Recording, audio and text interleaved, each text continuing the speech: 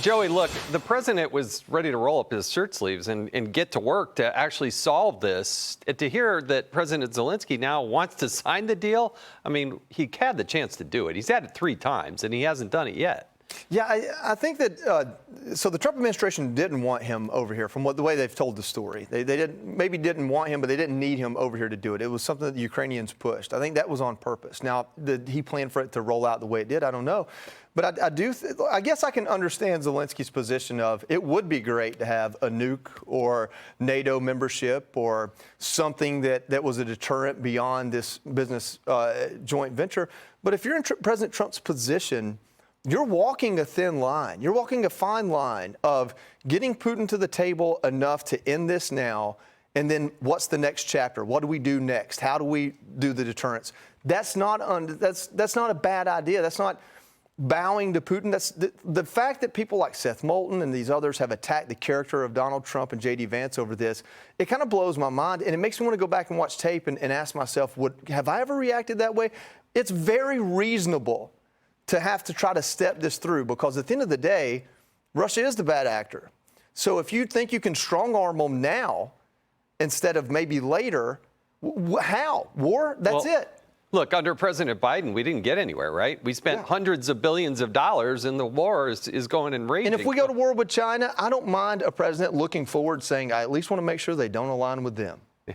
What's your take on this? I mean, it is Zelensky's responsibility to go hard on behalf of the interests of the Ukrainian people, right? But it's also his responsibility to understand when the political ground has shifted under him, and to understand who he's talking to in that room, and not to take inordinate risks with that after he's already several times apparently said he was going to sign the deal and then not. I think that I saw Trump's Truth post today seemed to say, like, hey, maybe we could get together on the minerals deal, which is your ticket to having an assurances talk in the future. I think that's the order of operations here. Yeah.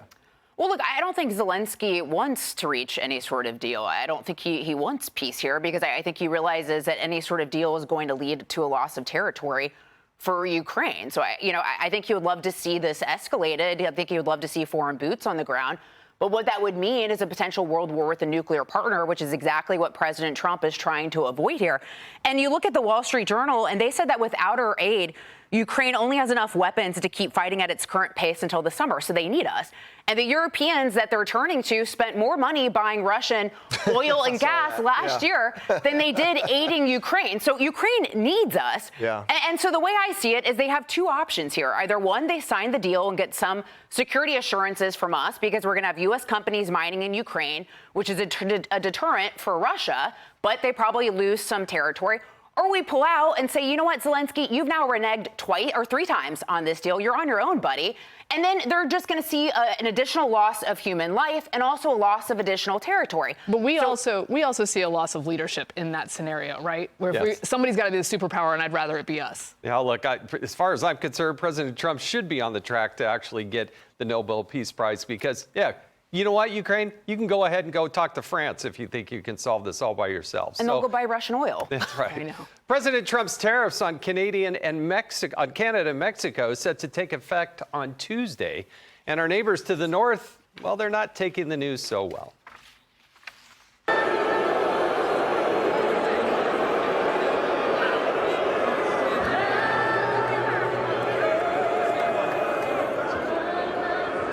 Booing our national anthem at the WWE event isn't going to stop President Trump from holding Canada and Mexico accountable for allowing a surge of illegals and drugs into our country.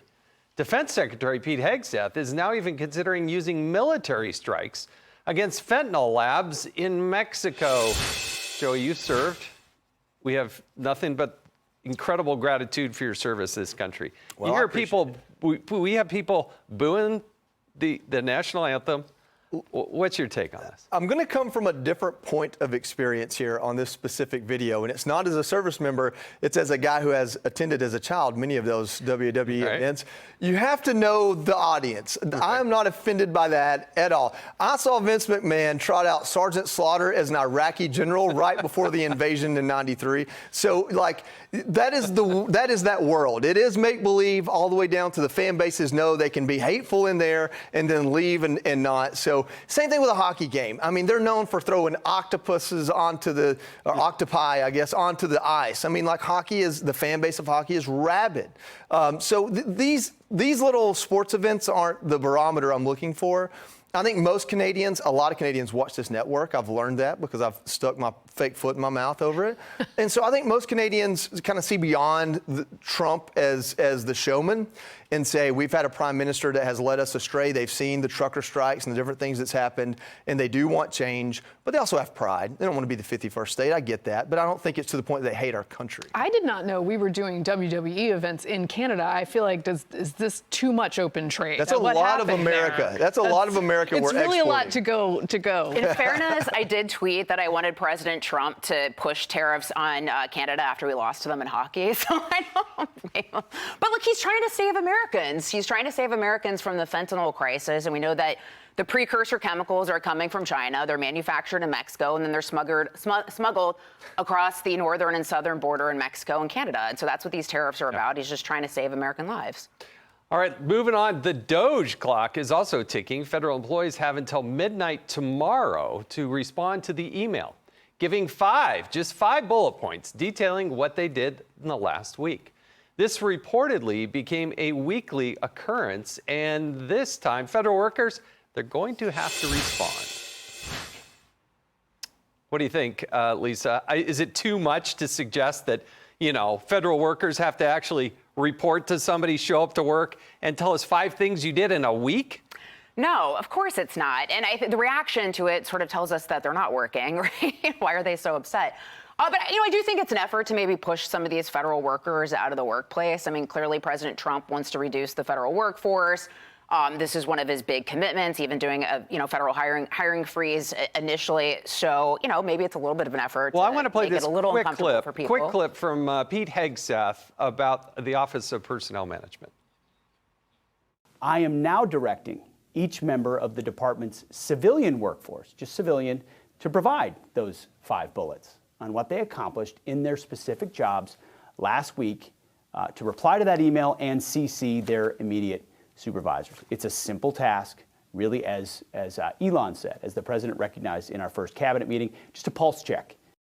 A pulse check is where they're starting. I think it is a problem for federal workers if they want to be sympathetic, and if the media covering them wants them to be sympathetic, to reveal that they feel harassed and deep anxiety over the idea of a 5 bullet point email.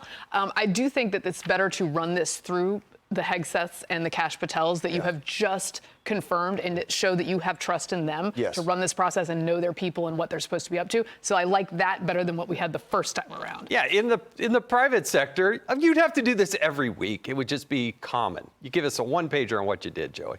Yeah, listen, I kind of fall on probably the wrong side of this. I think it's a little bit unforced error as far as the amount of attention and effort and answers that the Trump administration is having to give right now. Maybe it's on purpose. Maybe it's it's shotgun.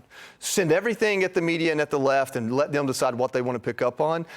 I think ultimately Elon Musk's strengths are in his cavalier ability to go after something until it's done. Someone made the comparison of Boeing taking forever to build a rocket and then it doesn't work. Elon Musk throwing them up every other week until one does work. So I think there's something that Elon brings to the table that's different. I don't think his strengths are individual leadership or leadership at the small level. When you send this email out, in my opinion, you kind of undercut. What you really need to be doing is looking, where are the small unit leaders in these organizations that should already be asking these questions? Right. I'm more of coming from the Marine Corps, I'm more of a keep this type of stuff in-house, but I'm also not in the administration. So there might be other things at play that make sense. Although our pulse check is being here. Yeah. Clearly we're live. We're on TV right now. I think he highlights this, and I love it. To ask people to send in 5 bullet points, not asking too much, folks.